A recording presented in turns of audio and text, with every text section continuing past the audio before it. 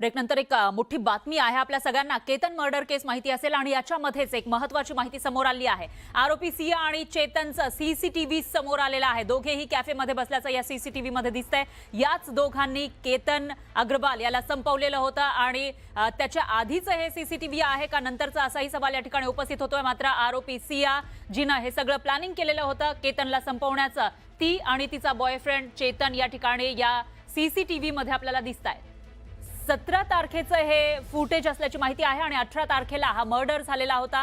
त्याच्यामुळे आता जेव्हा हे सीसीटीव्ही समोर आलंय त्यावेळेला एक वेगळी चर्चा रंगली आहे। ते म्हणजे या सीसीटीव्ही मध्ये हे जे दोघे बसलेले दिसतायत एका कॅफेमध्ये, त्या ठिकाणी ते केतनला संपवण्याचं प्लॅनिंग तर करत नव्हते ना, असाही सवाल या ठिकाणी उपस्थित होतोय।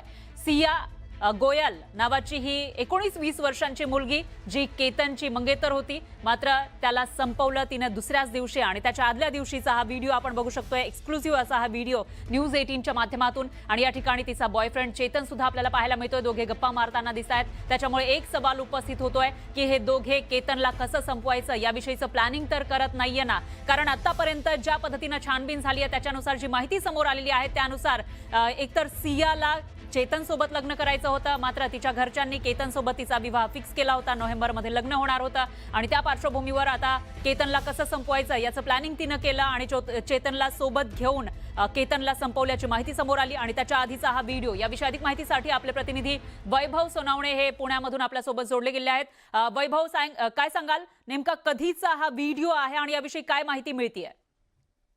जी माहिती मिळते ते कथित स्वरूपानं हत्येच्या 2 दिवस आधीचा हा व्हिडिओ आहे, ज्या दिवशी 19 तारखेला केतनची हत्या केली गेली लोहगडावर नेऊन। त्याच्या आधीच्या 2 दिवसापूर्वीचा हा व्हिडिओ असं सांगितलं जाते। प्रत्यक्षात त्याच्या तारखेची पुष्टी होऊ शकलेली नाही, केवळ वेळ जो आहे तो सीसीटीव्ही मध्ये दिसून येते। मात्र हे सगळं जरी असलं तरी ज्या पद्धतीनं सिया तिच्या बॉयफ्रेंड सोबत, प्रियकरासोबत, चेतन सोबत ज्या पद्धतीनं कॅफेमध्ये येताना दिसते, हे सगळं बघितल्यानंतर त्यांची एकूण बॉडी लँग्वेज बघितल्यावरती एवढा गंभीर कट रचत असताना सुद्धा ती किती थंड डोक्यानं किंवा शांत डोक्यानं त्यांनी हा कट रचलाय ते लक्षात येतं। या कॅफेमध्ये दोघांचा हा एकत्र व्हिडिओ जो आहे तो पोलिसांसाठी सुद्धा मोठा पुरावा ठरेल असं दिसतंय एकूण।